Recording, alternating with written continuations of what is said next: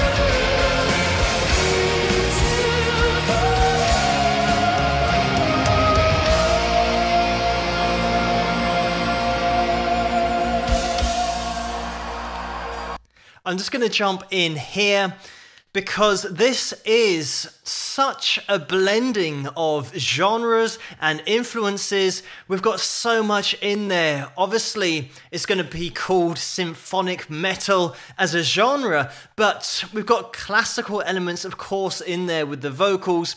We've got heavy metal, especially those more advanced heavy metal techniques with alternate picking when you do listen to some more of Nightwish's material. So having technical ability has got to be an absolute given when you're covering so many different genres, and you've got to have the technical ability of those genres. So if you're going to have classical singing in there, you've got to have a singer that is a world-class classical singer, else it's just not going to work. By the way, we're looking at the most successful band to ever come out of Finland with over 9 million albums sold, massively successful, founded in 1996. So they've been going a while, they have had lineup changes. Obviously, I'm just going to be focusing on the lineup that we're listening to with this particular performance. But talking about the singing, the classical nature of the singing as well, and how vowels are manipulated with that classical style. For example, what we've just heard in this chorus is "My Fall Will Be For You" into the blue memory. But deciphering that in terms of hearing those as lyrics is going to be so difficult because of the way the vowels are manipulated and the vowel modifications that you go through with classical singing. But the interesting thing about music is that language is irrelevant because of the combination of melody and underlying chords and the connection with the singer. The emotion is still in there, even though you might have no idea what the words are that are being sung. And for me, that is music in a nutshell, that you can connect to something on such a deep level as a fellow human that you don't even need to know what the words are that are being said, you just connect to it. And that's certainly the case here, even though the lyrics in this song are in English and they're not in Finnish. Not that you need me to, but let me bring your attention to Floor Jansen on lead vocals here. I said that you need a world-class classical singer to be able to pull this kind of thing off live, and she certainly is that. She's got control of every part of her voice, her head voice, that she can just drift into so easily, but then she can also belt those same notes out in chest voice, and she can add some grit and rasp into her vocals if she wants it too. And there are so many different ways that she can sing. Also, she can get really heavy with the vocal for that heavy metal side of things. So you've got somebody who's so universal vocally, it means that dynamically you can take that sound anywhere you want. And this is a great example of that. As I said, these guys are from Finland, so if I do get any pronunciations wrong, then I apologize.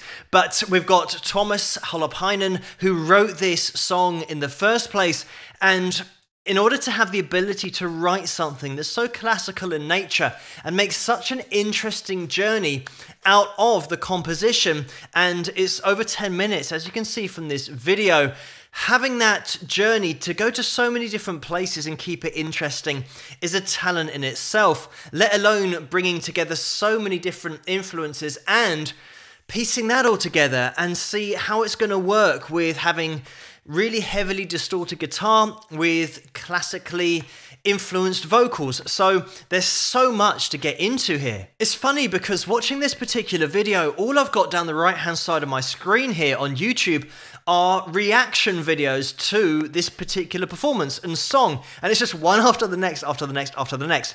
But what I want to bring up in this particular analysis is, how do they perform this live? How do they achieve this live?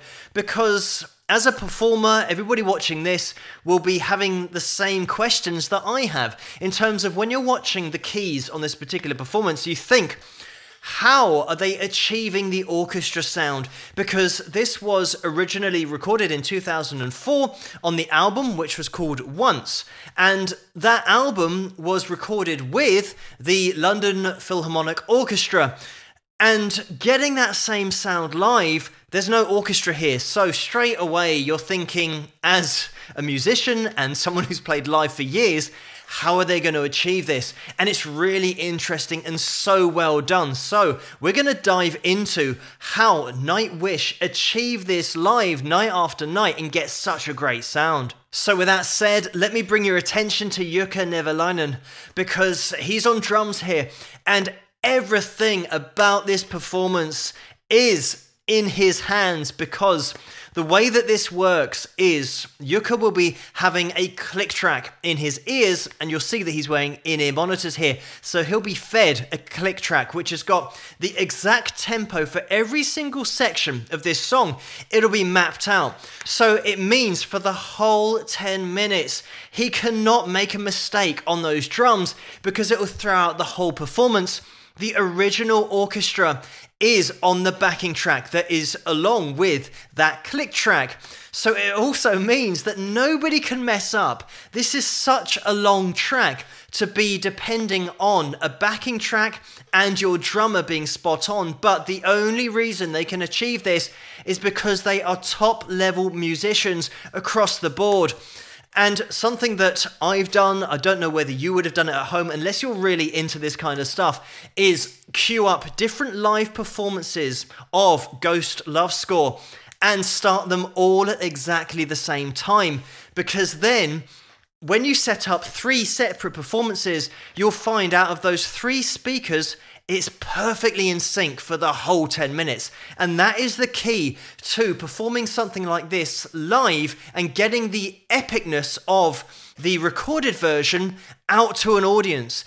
Obviously, you've got to have the ability to do it in the first place. Otherwise, you can have the backing track, but if you can't sing live, if you can't play live, you're never going to be able to match the quality of the backing track. That's the dilemma that every band experience when they go live, is that they'll be in the studio and a particular section will need strings, or it needs a little bit of thickening out. So you put that on the studio version. Then when you come to play it live, you haven't got a string section. And everybody would have experienced this who's in a band.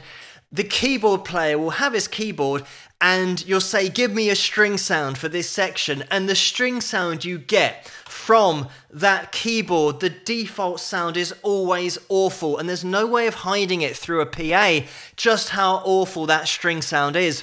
So you have to do away with it. And it means that the live sound that you get isn't a great representation of the recording, because you couldn't get that same orchestra sound. So you face that dilemma live, and Nightwish certainly would have had this when they go to play such an epic movie score of a song live.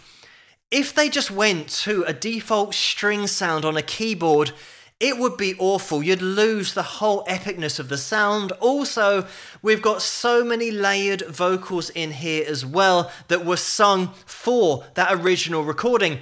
So without those in there, it would just fall flat and you wouldn't get the same sound by half that we're getting here.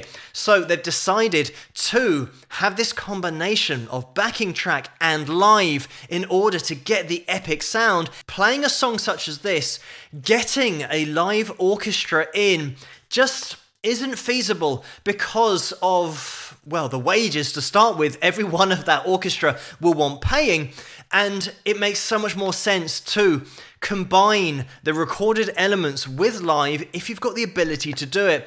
And you've got the other argument of people that say bands nowadays can't do it live. This is a perfect representation that they can do it live, and they can nail it live in exactly the same way night after night after night. Vocally, that is so impressive because Floor is nailing exactly the same notes. As I said, you can queue up multiple performances of this and Floor never misses a note. She is spot on. There might be tiny changes in the way that she phrases a particular line, but that just shows that it's live. It doesn't mean that she's miming along to the backing track.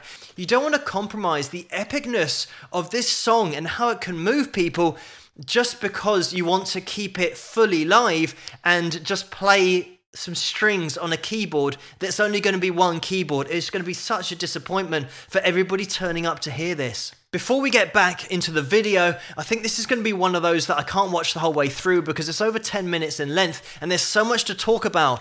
I'm going to leave the link to this in the description below so you guys can check it out if you want to and watch the whole performance. But another thing that I love about this style of music and the blending of genres is the non-discrimination between those genres, because some people will watch a band and I'm sure some people will listen to Nightwish and think, oh, I'm not going to be into this because it's going to be too heavy. But then when you listen to it, people that have a background in classical music will be able to appreciate the quality on show here, not only with the orchestral arrangement, but the live vocal being so spot on and having such control. Guys that are into hard rock, metal, heavy metal will be able to get into the guitar techniques and how technically proficient the whole band are.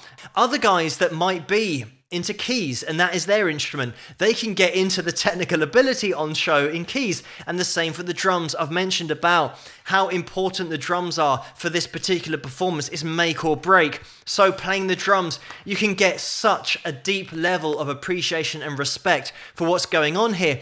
So this is a great example of when you bring together top technique from different genres, the kind of thing that you can come up with. If you were to discriminate against other genres, you would never get this because you'd think, oh, classical singing, I'm not into that, I'm only into heavy metal. But let's get back into the performance.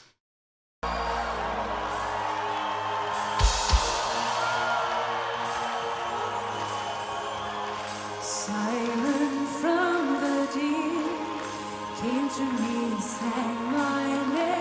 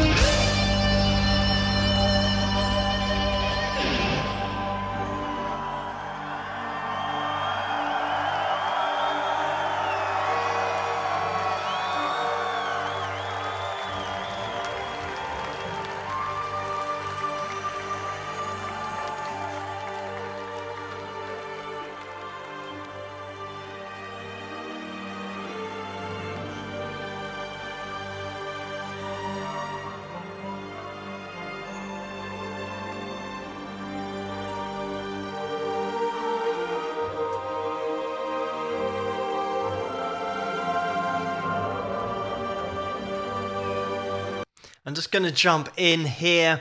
Listen to the atmosphere. You can't really listen to the atmosphere, but appreciate what it feels like to have an orchestra playing. And I love that shot of rock horns basically to a classical arrangement because of the different genres that are coming together here. This is great to see that people here in the audience aren't booing because it's not heavy. They're just appreciating the mood that is being created with the orchestral elements that we've got coming in here. Just rewinding, because the other thing about the guitar solo, when I first heard this track, I was praying that the guitarist would not shred the guitar solo, because it's the last thing that would have fitted because of the mood and where the composition was at that time.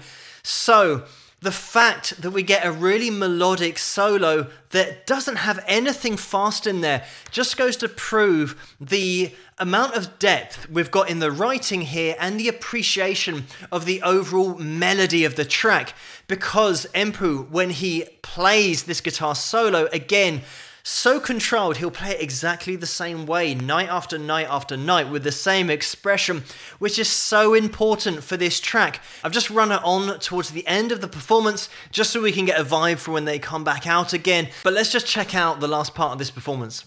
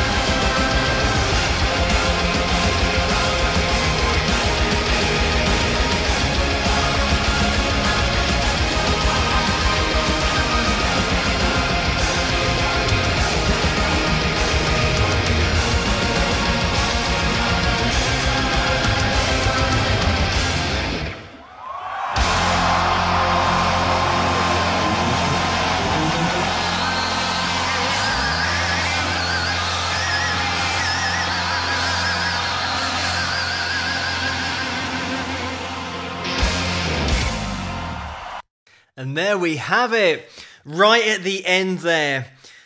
Classic example of the transition from head voice to chest voice. The way that Floor is singing in that head voice, but then she starts to belt it out in chest, and she maintains the chest voice right until the end of the song to get that last note, which is so much more because it's in chest voice. You get so much of a dramatic change from going to that light head voice quality to belting it out at the top of your range in chest. You just can't beat it as a crescendo for the end of your song. And this is a fantastic performance the whole way through. Again, thinking of what this could have sounded like live without the backing track. It's the perfect argument for blending technology with live. And I know that people will say, I just want to hear a fully live band without any backing track elements. But the only reason that the band can pull this off live with this backing track is because of their instrumental ability and their overall ability as a band, because they cannot make one mistake here for over 10 minutes. They have got to nail it the whole way through, and every performance you'll see of this track, they nail it because of their professionalism and having that ability. They can do it live. They're not having to rely on not being very good and therefore needing those backing track elements. It's that perfect combination of those two elements, recorded and a perfect live performance, and this is what you get. An outright epic performance live. It must have been so amazing to be there and listen to this with all of those elements just combining and getting that live appreciation of that vocal as well by Floor. But anyway, guys, thank you so much for suggesting this video for me to take a look at, and keep those suggestions coming in the comments below. Let me know what you guys think, and if you enjoyed this video, please give it a thumbs up and subscribe, and I'll see you guys at the next one. Rock!